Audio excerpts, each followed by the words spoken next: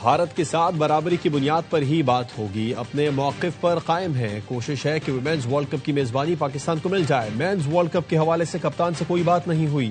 Chairman P C B Mohsin Naqvi کی کراچی میں media سے گفتگو، کہا کرکٹ کے معاملے پر کرکٹر دیکھ رہے ہیں، کراچی کا نیشنل اسٹیڈیم لاہور سے بھی اچھا بنائیں گے۔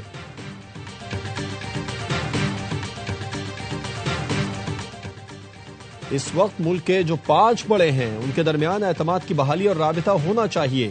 وزیر اعظم کے مشیر انس ثنا کہتے ہیں 5 بڑوں میں میرے لیڈر وزیر اعظم شہباز شریف اور نواز شریف ہیں۔ ملک کے تیسرے بڑے آصف زرداری ہیں جو صدر مملکت ہیں، چوتھے بڑے بانی پی ٹی آئی ہیں اور 5ویں کا تو سب کو پتا ہے۔ اس وقت تک ایک دوسرے پر یقین نہیں ہوگا جب تک بڑوں کے درمیان رابطہ نہ ہو۔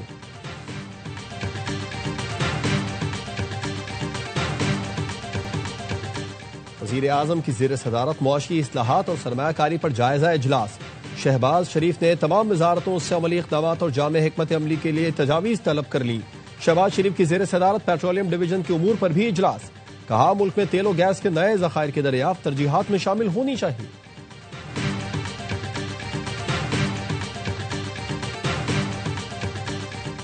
اور سائبر حملوں کا خدشہ، این سی سی آئی نے الرٹ جاری کر دیا۔ سال نو پر مبارکباد کے لنک اور جعلی تحائف کے پیغام گردش کر رہے ہیں۔ حکام نے خبردار کیا ہے کہ صارفین کسی انجان لنک پر کلک نہ کریں، واٹس ایپ پر موصول کوئی کوڈز کسی سے شیئر نہ کریں۔ سال کے آغاز پر پاکستان اور بھارت کے درمیان ایٹمی تنصیبات کی فہرست کا تبادلہ ایٹمی تنصیبات پر حملے کی ممانعت کے معاہدے کے تحت کیا گیا۔ پاکستان کی فہرست اسلام آباد میں بھارتی ہائی کمیشن کے نمائندے کو دی گئی۔ بھارت نے اپنی فہرست نئی دلی میں پاکستانی ہائی کمیشن کے نمائندے کے حوالے کی۔ دونوں ملکوں میں قیدیوں کی فہرست کا بھی تبادلہ ہوا۔ پاکستان کا بھارت سے سنتاس معاہدے پر عمل درآمد کا مطالبہ، چناب پر ڈیم بنانے کی منظوری کی تفصیلات طلب کر لی۔ ترجمان دفتر خارجہ کا کہنا ہے ہم سب کو ایسی کوششوں سے باز رہنا چاہیے جس سے خطے میں تناؤ پیدا ہو۔ ایاز صادق کی جے شنکر سے مصافحے کی تصویر دیکھی، اسپیکر قومی اسمبلی نے اس حوالے سے تفصیلی بات کی ہے۔ ترجمان نے کہا پاکستان کے سعودیہ اور یو اے ای سے تعلقات کو یمن کی صورتحال سے نہ جوڑا جائے۔ پاکستان یمن میں امن اور استحکام کے لیے اپنا کردار ادا کر رہا ہے۔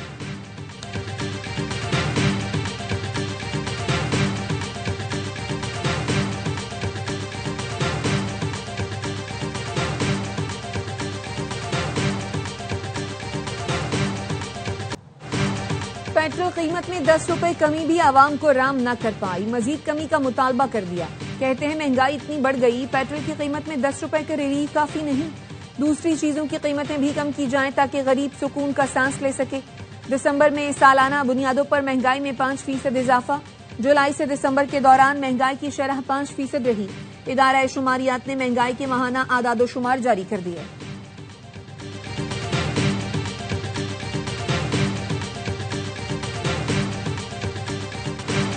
سوئٹزرلینڈ میں نیو ایئر نائٹ پر اسکی ریزورٹ میں دھماکہ، 40 افراد ہلاک، 100 سے زائد زخمی۔ دھماکہ کرانز مونٹانا کے بار میں ہوا۔ خوفناک آتش زدگی کی زد میں آ کر درجنوں افراد جھلس گئے۔ ریزورٹ پر سال نو کی تقریب جاری تھی۔ متاثرہ افراد کا تعلق مختلف ملکوں سے ہے۔ ریسکیو کے عمل میں ہیلی کاپٹرز، ایمبولینسز اور 150 کے قریب رضاکاروں نے حصہ لیا۔ پولیس کا کہنا ہے دھماکہ دہشت گردی نہیں، ہر پہلو سے تحقیقات کی جا رہی ہیں۔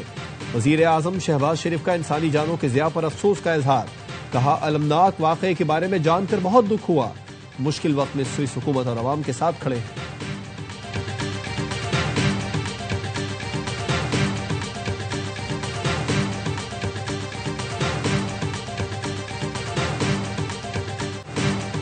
ایران میں مہنگائی کے خلاف مظاہروں میں شدت، احتجاج تہران سے ملک بھر میں پھیل گیا، طلبہ بھی سڑکوں پر آ گئے۔ برطانوی نیوز ایجنسی نے مظاہروں کے دوران متعدد ہلاکتوں کا دعویٰ کر دیا۔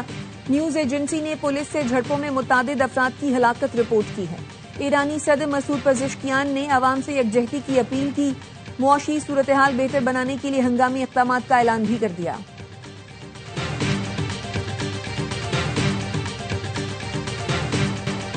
ایرانی عوام کو اپنی حکومت کے خلاف اکسانے کی کوشش، بھارت اور افغان پروپیگنڈا مشینری کی ایک اور جھوٹی مہم۔ ایران میں بد امنی اور عدم استحکام کو ہوا دینے والے گھوس اکاؤنٹس کے پیچھے شرپسند بھارتی عناصر کا پردہ چاک۔ افغان اور بھارتی پروپیگنڈا مشینری کا گٹھ جوڑ خطے میں انتشار، انتہا پسندی کو ہوا دینے میں سرگرم۔ ایران میں پرامن مظاہرے پر افغان اور بھارتی اکاؤنٹ جھوٹے بیانیے اور جعلی ویڈیو سے مہم میں مصروف۔ عوامی تحریک کا جھوٹا رنگ دینے کی سازش کر رہے ہیں.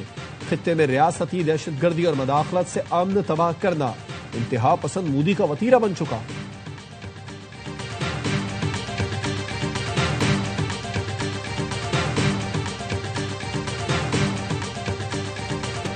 بھارت کے لیے 2025 ناکامیوں اور ہزیمت کا سال رہا. فائنینشل ٹائمز کے مطابق بھارتی روپیہ ڈالر کے مقابلے میں گراوٹ کا شکار رہا. کمزور کرنسی، معاشی بے چینی کی وجہ سے بھارت کو مسائل کا سامنا رہا. بھارت کو امریکہ، چین اور روس کے ساتھ تعلقات برقرار رکھنے پر مجبور ہونا پڑا. امریکہ بھارت تجارتی معاہدہ متعدد بار ملتوی ہوا. امریکی ٹیرف کے نفاذ کی وجہ سے بھارت اقتصادی دباؤ میں رہا. جی ایس ٹی کی اصلاحات محدود شعبوں تک رہنے کے باعث معاشی ترقی رکاوٹ کا شکار رہی.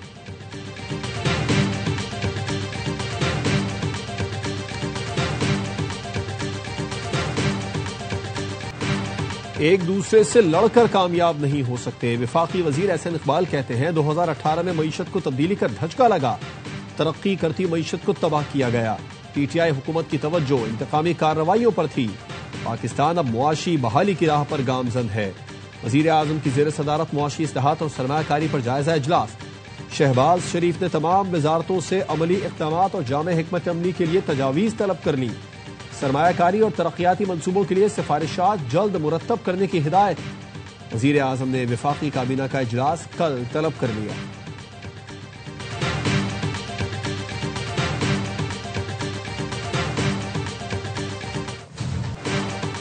نئے سال کے پہلے دن پاکستان سٹاک مارکیٹ نے نئی بلندیوں کو چھو لیا. 100 انڈیکس 1,76,000 پوائنٹس کی سطح عبور کر گیا. کاروبار کے دوران 2,301 پوائنٹس کا اضافہ. انڈیکس 1,76,355 پوائنٹس پر بند. پاکستان کی تاریخ میں پہلی بار 1.5 کروڑ روپے میں گورال کا شکار. امریکی شہری ڈیرن جیمز کو تورغر میں $55,000 میں گورال کے شکار کا پرمٹ ملا. ڈیرن جیمز نے تورغر کے علاقے کھنڈر حسن زئی میں گورال کا شکار کیا. ہزارہ ڈویژن میں ہمالین گرے گورال کی تعداد 1,000 کے قریب ہے. شکار سے حاصل رقم کا 80% حصہ مقامی آبادی کے مشترکہ بینک اکاؤنٹ میں منتقل کیا جائے گا.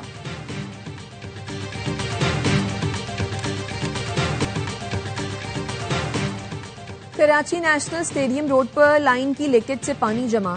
ڈالمیا سے نیشنل اسٹیڈیم روڈ زیر آب، ٹریفک متاثر. بہادر آباد، طارق روڈ، گلستان جوہر سمیت دیگر علاقوں میں پانی کی سپلائی معطل.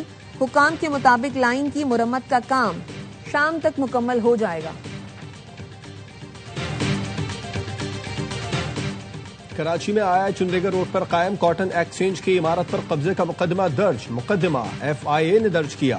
میئر کراچی کا عمارت اور جگہ کے ایم سی کو دینے کے لیے ایف آئی اے کو خط. ڈائریکٹر ایف آئی اے نے مرتضی وہاب کو جوابی خط لکھ دیا. ایف آئی اے نے جواب میں لکھا کہ ملکیتی دستاویزات بادی النظر میں جعلی ہیں. دیگر بے ضابطگیاں سامنے آئیں. عمارت کا کمرشل استحصال بھی رپورٹ ہوا. تمام کارروائیاں قانون اور ریکارڈ کی بنیاد پر کی گئیں. متروکہ وقف املاک بورڈ نے پہلے سے قانونی نوٹسز کیے تھے.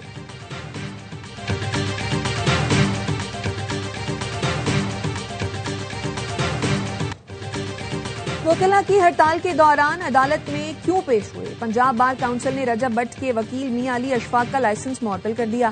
اعلامیے کے مطابق کراچی میں میاں علی اشفاق پرائیویٹ گارڈ کے ساتھ بار میں آئے، جس کی وجہ سے وہاں وکلاء میں ہنگامہ آرائی ہوئی. میاں علی اشفاق نے وکلاء کے خلاف بیان بازی بھی کی. معاملہ مزید کارروائی کے لیے ڈسپلنری کمیٹی کو بھجوا دیا گیا.